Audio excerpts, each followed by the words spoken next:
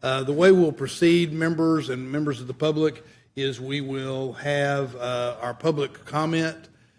We had originally indicated that we were going to have this work session, which was always a tentative work session, but we decided we were going to have a work session so that the financial staff could lay out the various alternatives. But the truth of the matter is the process is working very well, and with those alternatives having been laid out, with the various work sessions that we've had where people have been able to ask questions, and now we've kind of gone past the need to tell us what's in 1, 2, 3, 4 on up to 8, because alternatives have been posted, and as of 6 o'clock yesterday, the proposed budget amendments and proposed budget IFCs have also been posted and are available. So what we're going to do today is hear from the public, and then if anybody many council members have questions related to different items that are in the budget, we have people that are available to do that, and then we'll adjourn. We do have an Audit and Finance Committee meeting scheduled for 1:30 today, but that's independent of this. So with that, I will turn to unless there's questions or objections, I'll turn to the city clerk and ask that you please guide us through the public comment. As indicated, we have our professional financial staff here, and we have some department directors and others. If there's questions that any of the council members have at this point in time, now would be a good time to do that. Councilmember Vela.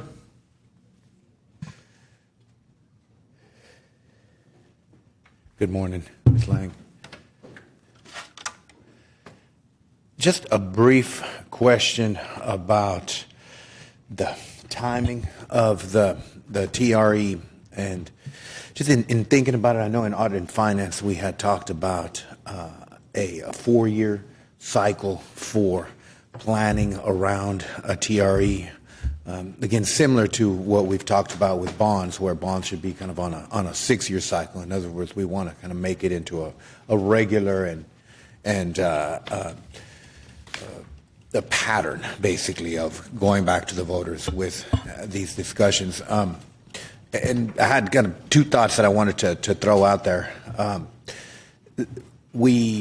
For various reasons, we're moving forward in November of a year where there's not a presidential or congressional election.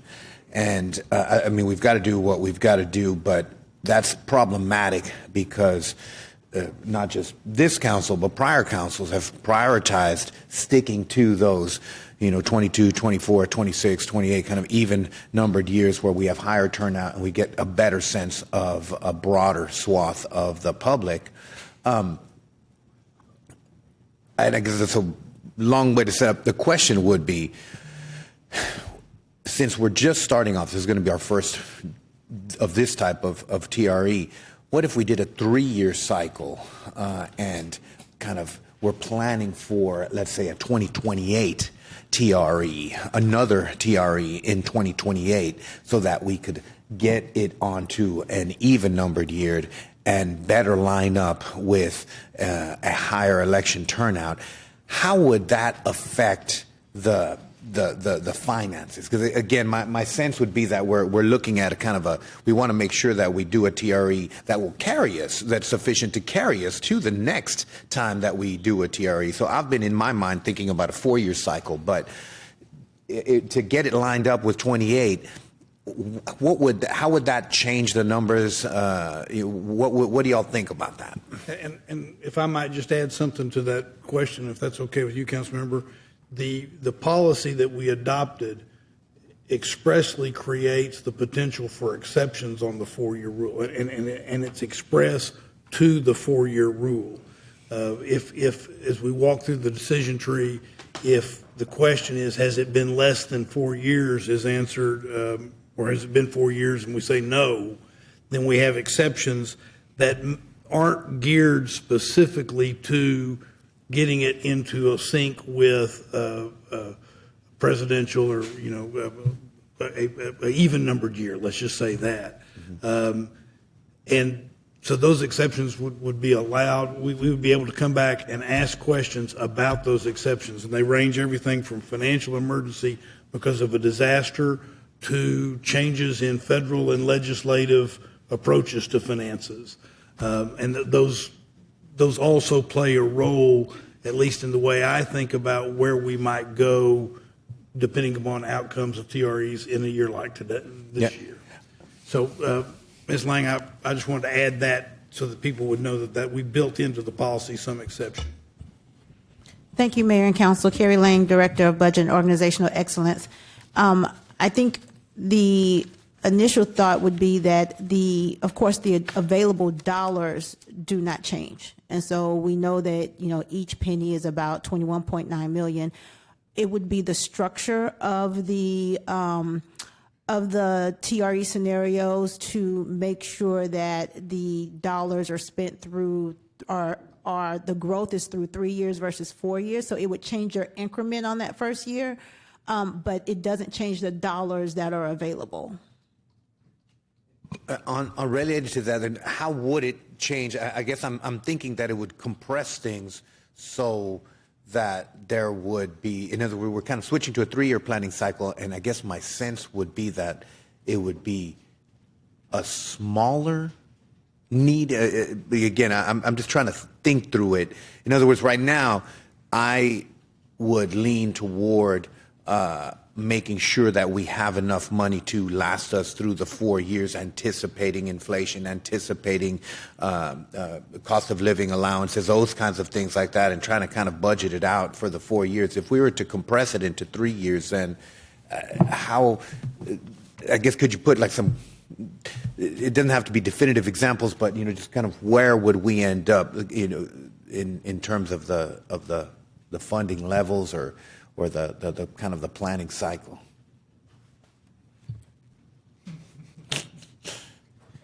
Hi, good morning, everyone. Eric Nelson, Deputy Director of Budget and Organizational Excellence.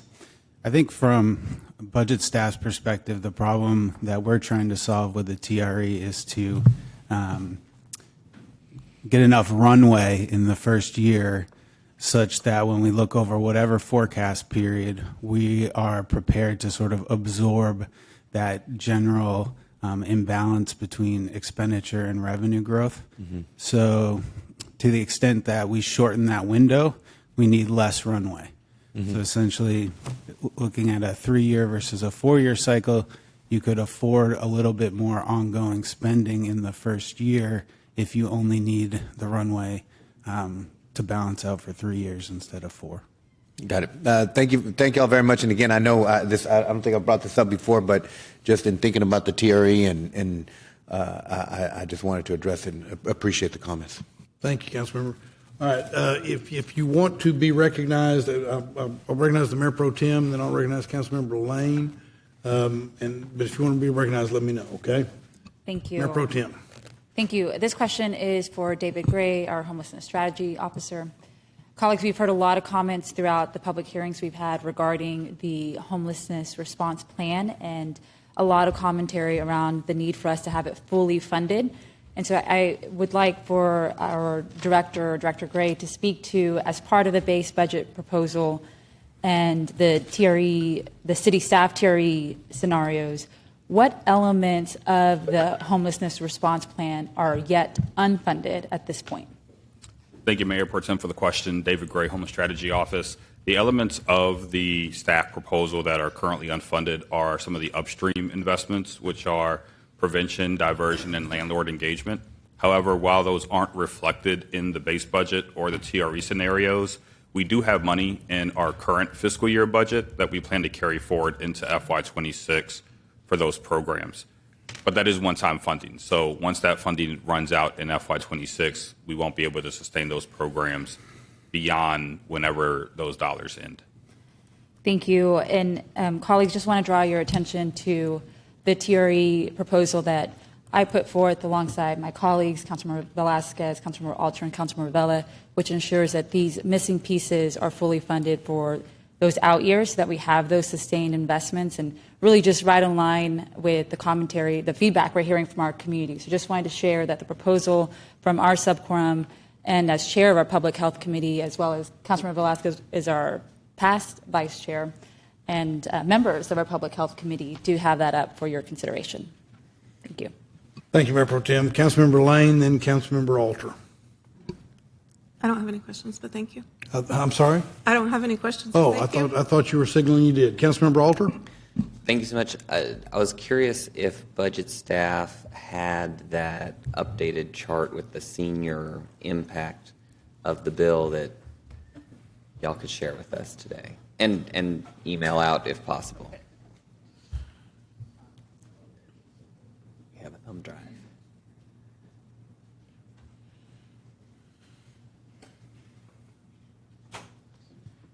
Yes, Councilmember, we didn't prepare a formal presentation, but we have a few backup slides with some different impact data in case anyone wanted to reference it.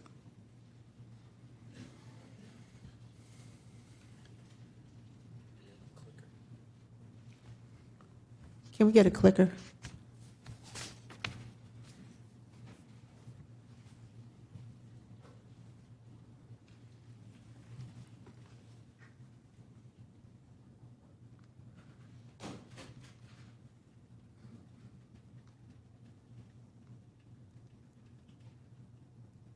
So this was the original table we'd created about our typical homeowner, and then this is a similar table reflecting our typical senior disabled homeowner. Okay, so if I'm looking at this, the voter approval rate, it's that decrease that you mentioned, and then the middle column is, okay, versus the base bill. And then, all right, if you could just share, email this slide out to us, Yep, that'd be absolutely. really helpful.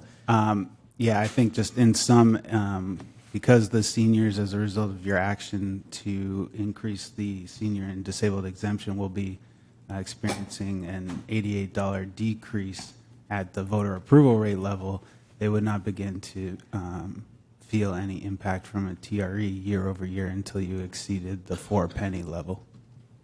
Got it.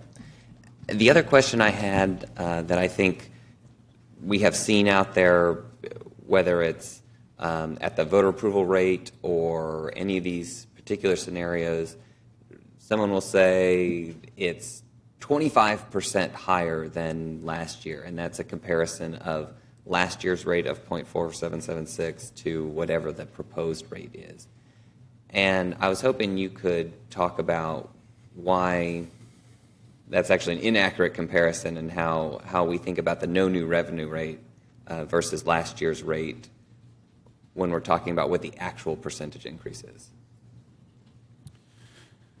I'll try. There are a lot of percentages and pennies and rates and flying around, but generally speaking, the no new revenue maintenance and operations rate is trying to be the rate that will get you the same amount of money for M&O from the same people taxed in both years. And then the state allows you to get an additional 3.5% above that. But that's 3.5% more revenue. So the rate will just adjust based on what happens with the values to get you that revenue. So it's not always a meaningful comparison to look at what's going on with the rate itself or percentage increases in the rate itself, because that rate is adjusting in response to what happens to values, and home values are changing as well as part of that, and that's why we try to distill with our typical homeowner number. And so on this chart, you can see that we've compared the different level of pennies to the amount above that no new revenue maintenance and operations rate to try to have a consistent standard with the 3.5.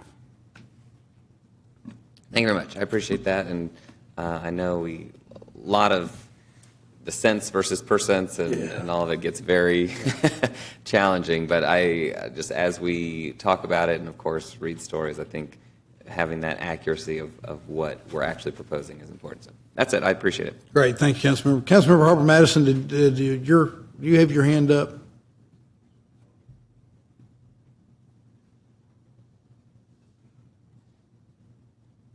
Yes. I did. Thank you, Mr. Mayor. Sure thing. It's a two-parter. One, I wanted to say I appreciate your message board post where you let us know exactly what's expected during the course of the meeting. I think it makes it so efficient. And you might have noticed I appreciate efficiency. So thank you for that. Then I also had a question for Director Lang and team about TRE discussion? They're ready. Okay, thank you. I'm sorry, I can't see that side. That's all right. They're ready. Appreciate it. So my question essentially is, over the course of the weekend, you can imagine everybody was anticipating the deadline for submission of amendments. And I really appreciated how frequently the constituent interaction, most especially in my immediate neighborhood, had to do with folks who were asking what I really considered very much pragmatic questions. And it was something along the lines of, when determining what amendment you decide to submit, how do you decide? And then, it almost every single time, it was uncanny. The conversation went to, but how can you make any assumptions based on a TRE whose rate you haven't established and a vote that hasn't transpired with no degree of certainty whatsoever? Don't you have to exclusively focus your potential amendments on what is tangible? And I really appreciated that our constituents kept going there. But I do find that, I guess this is more advice than anything else on how to convey that I share their concerns there about making decisions for, systems that we hope exist in perpetuity based on real made up numbers. I guess the advice that I'm asking is, how do you convey to our constituents the need for us to focus our time and attention on the real proposed budget that's in front of us, as opposed to sort of getting out in front of ourselves and basing assumptions, need, and the provision of support on made up TRE numbers?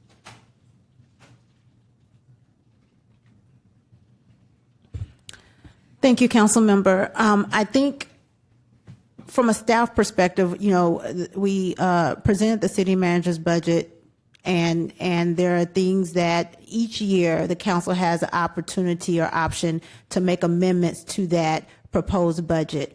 And in this process in particular, I think part of the conversation has been, if there are changes that the council member specifically wants to make to the city manager's proposed budget, that they have that opportunity. But as the discussions have happened over the last several months about the need to expand the services in several different areas across the general fund, the conversation about the potential TRE is how we got to that space and how we discuss what could be potential enhancements across the fund, again, giving the opportunity to go to the voters at above that voter approval rate. And so for me, it's just that conversation that the council is having and determining what the next steps, as you all consider a potential vote by the community. I appreciate it. I don't know that it completely answers the question for advice, but I also think that might be sort of an impossible ask. So I just do, I guess, for the record, want to acknowledge folks are asking, and they're asking for our guidance on how to redirect their focus on attention in a situation that feels untenable. I mean, the limitations are real and the need is real. I guess I'll close my commentary by saying I really do appreciate how much of the focus and attention today has been on following through on staff's recommendation around HSO funding, and appreciate Mayor Pro Tem and that subquorum for the verbally stated commitment to seeing through our obligation there. So thank you for your time. I appreciate it. Thank you, Councilmember. Mayor Pro Tem. Thank you. Colleagues, I wanted to draw your attention to a question I submitted in our Q&A portal on the budget. It's question 8. I had asked staff, and if y'all can speak to it, our financial team, if staff could assess the impact of the state property tax relief, the legislation. There are 3 pieces of legislation that passed last cycle, and its impact to Austin residents. So if our financial team can share with us that analysis on how much a typical homeowner in Austin ISD is expected to save as part of the state legislation.